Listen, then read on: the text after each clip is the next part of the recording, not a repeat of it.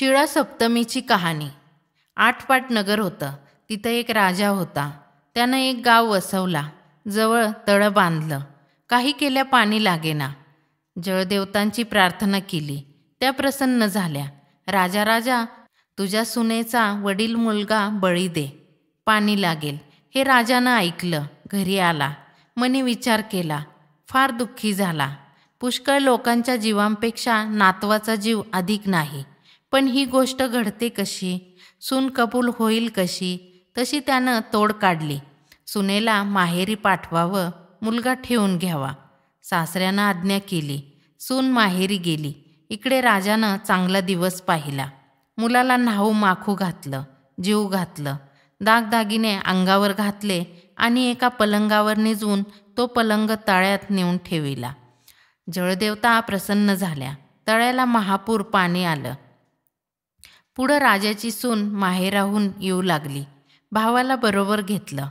मामंजींनी बांधलेलं तळं आलं, पाण्यानं भरलेलं पाहिलं। तिथं तिला श्रावण शुद्ध सप्तमी पडली। वशाची आठवण झाली।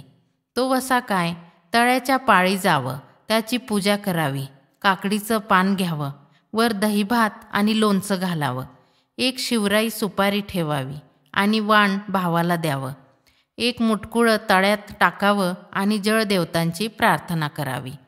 जय देवी आई माते, आमच्या वंशी कोण पाण्यात बुडाले असतील ते आम्हास परत मिळत। याप्रमाणे तळ्यात उभं राहून तिनं त्या दिवशी प्रार्थना केल्यावर बळी दिलेला मुलगा पाय ओढू लागला। पाय कोण ओढतं म्हणून पाहू लागली। तो तिचा मुलगा दृष्टीस पडला। तिनं त्याला कडेवर घेतलं, आश्चर्य करू लागली। सासरी येऊ लागली। राजाला कळलं, सून आपल्या वडील मुलासह येत आहे। राजाला आश्चर्य वाटलं। त्यानं तिचे पाय धरले, तिला विचारलं, अगं अगं मुली, तुझा मुलगा आम्ही बळी दिला, तो परत कसा आला? मी शिळा सप्तमीचा वसा केला, तळ्यात वाण दिलं, जळदेवतांची प्रार्थना केली, मूल पुढं आलं, तसं उचलून कडेवर घेतलं। राजाला फार आनंद झाला, तिच्यावर अधिक ममता करू लागला। जशा तिला जळदेवता प्रसन्न झाल्या तशा तुम्हा आम्हा होवोत। ही 60 उत्तराची कहाणी 5 उत्तरी देवा ब्राह्मणांचे द्वारे सुफळ संपूर्ण।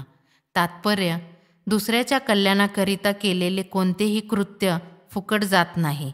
त्यातूनही परोपकारासाठी जो आपल्या अत्यंत आवडत्या वस्तूचाही त्याग करतो, त्याला देव शेवटी आनंदातच ठेवतो।